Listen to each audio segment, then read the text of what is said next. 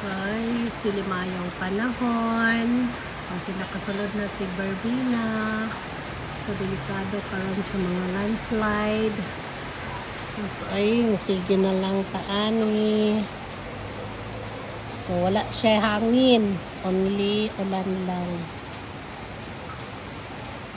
Ulan lang. So, higyapon ta kampanti. Kay kining ulan mo'y magtigom sa mga kuan nato. Magtigom sa tubig nga gikan sa bukid.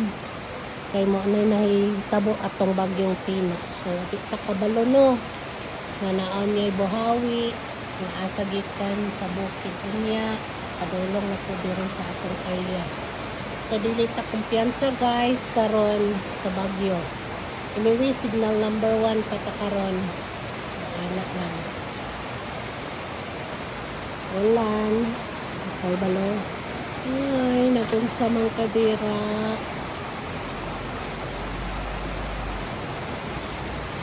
Ay, ulan lang.